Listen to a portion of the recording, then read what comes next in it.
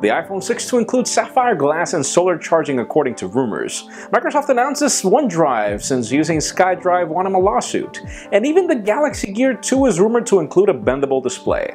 I'm Jaime Rivera, and I wonder when we're getting the first smartphone with a bendable price tag.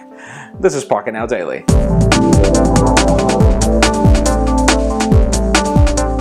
Let's start today off with the official news, as Microsoft has just announced that they're changing the name of SkyDrive to OneDrive, and this is not really a new service. They're not changing it. This is actually the same exact service up to the point where current customers of SkyDrive Pro and the typical SkyDrive won't be affected by any of the changes except for the fact that it's now going to be called OneDrive.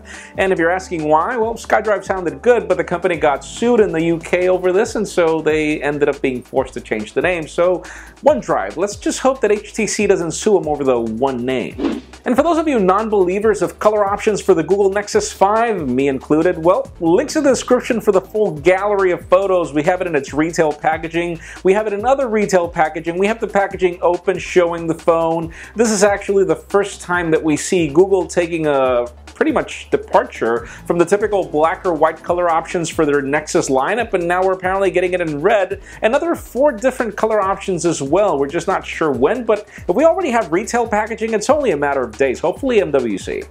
Now let's talk about HTC as we get some more interesting leaks of the M8, which is the One Plus or whatever they're going to call the successor to the One. This time because apparently the phone is going to lose its buttons, and you remember how controversial it was for HTC to only go for 2 buttons on the HTC One, but it seems that this phone will not include any hardware buttons. And when you think about the fact that there are other rumors of Windows Phone devices, losing their hardware buttons, and the fact that they're working on being able to dual boot these, it's really interesting to see what we'll get from the future of the HTC One if it does lose its button, so stay tuned. Probably far-fetching.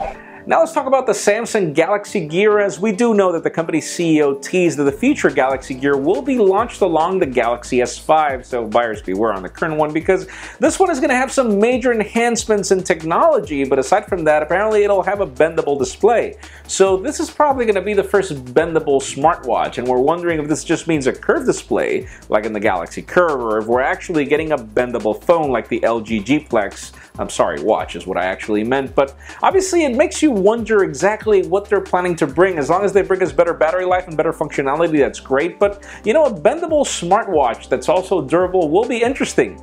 Let's just hope the price tag is also bendable. And finally, for the hot news of the day, Tim Cook was in a recent interview with ABC, and he just revealed, for example, things like the fact that they just acquired a new manufacturing plant for sapphire glass panels, and this has got analysts scrambling because they're starting to put all the patents and rumors and hirings together. First of all, Apple has been hiring a lot of people focused on solar panels, and they're also investing on sapphire glass. So one of the biggest rumors is that the reason why the iPhone 6 is getting bigger is because Apple is planning to merge solar panels with sapphire glass in order to recharge the battery. And obviously they're needing a bigger phone because they want to recharge a bigger battery for many reasons that we know. But anyways, that leads us to the question of the day.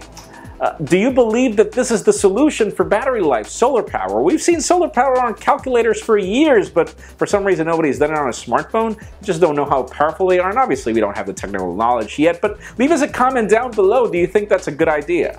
And friends, you know the drill. If you want to get the news earlier before this video is filmed, make sure you follow us on Pocketnow.com and subscribe to our YouTube channel as well. You can also follow me on Twitter, Jaime_Rivera. Please give this video a thumbs up if you liked what you saw. I am Jaime Rivera. Thank you very much for watching. We will see you tomorrow.